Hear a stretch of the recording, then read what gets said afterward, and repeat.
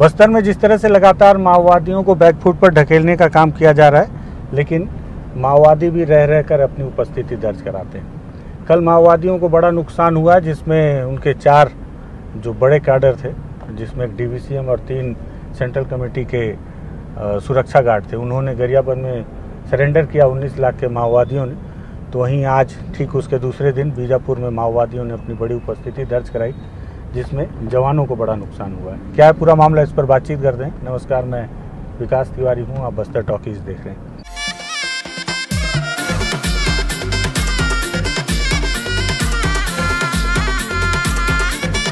दरअसल अभी 2-4 दिनों तक आपको जो खबरें मिलेंगी इसी तरह से चलते फिरते मिलेंगी। कारण ये है कि मैं इस वक्त शहर से बाहर हूँ, लेकिन फिर भी जिम्मेदारी है कि आप तक जो महत्वपूर्ण खबरें हों उसे किसी भी माध्यम से आप तक पहुँचाऊँ। दरअसल बीजापुर में लगातार, बीजापुर का पूरे बस्तर में ही मानसून के दौरान ऑपरेशन संचालित किए गए और बस्तर आईजी ने मानसून के पहले इस बात का जिक्र किया था कि बारिश होगी तो भी जवानों का मनोबल इतना हाई है कि वो ऑपरेशन करेंगे। उसकी तैयारियां भी की गई थी। उसी आधार पर लगातार उन इलाकों की घेराबंदी की जा रही है, कॉर्डन किया जा रहा है उन इलाकों को जिन इलाकों में अभी भी संभावना है कि माओवादियों के बड़े लीडर या माओवादियों के जमावड़ा होने की सूचना हो। बीते दिन उनके शहीदी सप्ताह के बाद जिस तरह से पुलिस के कान फिर खड़े हो गए, क्योंकि लगातार बैकफुट पर माओवादी हैं और उसके बावजूद उन्होंने अपने शहीदी सप्ताह में एक बड़े कार्यक्रम का आयोजन किया था, जिसकी तस्वीरें हमने आपको दिखाई भी थी। उसी आधार पर बीजापुर के इंद्रावती टाइगर रिजर्व के इलाके में जवानों की टीम लंबे समय से ऑपरेशन कर रही है और इसी ऑपरेशन के दौरान आज सुबह एक दुखद घटना हुई है। इंद्रावती टाइगर रिजर्व में माओवादियों ने लगातार जवानों की उपस्थिति और उनके द्वारा की जा रही सर्चिंग को ध्यान में रखते हुए रेकी करने के बाद आईडी बम प्लांट कर दिया था और उस आईडी बम की चपेट में आज सुबह डीआरजी के 4 जवान आ गए, जिसमें 3 जवान की स्थिति हालांकि अभी सामान्य बताई जा रही है, लेकिन हॉस्पिटल पहुंचने के बाद क्लियर हो पाएगा कि उनकी वास्तविक स्थिति क्या है। लेकिन इस घटना में एक दुखद घटना ये भी है कि एक जवान शहीद हो चुका है। शहीद जवान का नाम दिनेश नाग बताया जा रहा है, जिसे सबसे बड़ी दिक्कत यही आती है, देखिए कि जवान जब घायल होते हैं तो उन्हें प्राथमिक उपचार समय पर नहीं मिल पाता।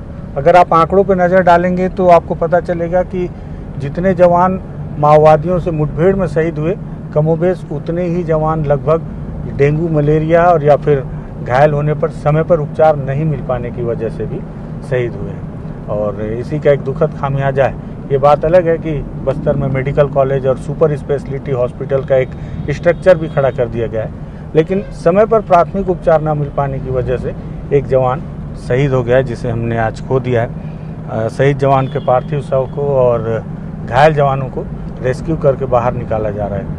इन दिनों बस्तर में बारिश बहुत तेज़ हो रही है लगातार, और बारिश में जितना कठिन ऑपरेशन करना होता है उतना ही कठिन, अगर उससे ज़्यादा कठिन, अगर कोई जवान घायल हो गया तो उसका रेस्क्यू करना होता है। क्योंकि माओवादी, हालांकि बहुत लंबा अरसा हो गया है कि ये घटना देखने को नहीं आई, नहीं तो जब भी माओवादी और जवानों के बीच मुठभेड़ होती है और जवान अगर घायल होते हैं, जब उन्हें रेस्क्यू किया जाता है तो माओवादियों को भी इस बात का इल्म होता है कि जवानों का मनोबल कहीं ना कहीं डाउन है इस वक्त, और वो फिर से घेराबंदी करके एम्बुश लगाकर उन्हें नुकसान पहुंचाने की कोशिश करते हैं। यही वजह है कि रेस्क्यू का काम और कठिन हो जाता है। उस पर अगर मौसम की मार हो तो फिर चुनौती 4 गुना बढ़ जाती है। बड़ा नुकसान हुआ है और कहीं ना कहीं, हालांकि पुलिस के अधिकारियों का कहना है कि इस घटना से जवानों के मनोबल में कोई फ़र्क नहीं पड़ेगा। जवान अभी भी मुस्तैदी से ऑपरेशन करेंगे और कर भी रहे हैं, लेकिन मुझे ऐसा लगता है कि मानवीय प्रवृत्ति है, जब कोई साथी अपने साथी को खो देता है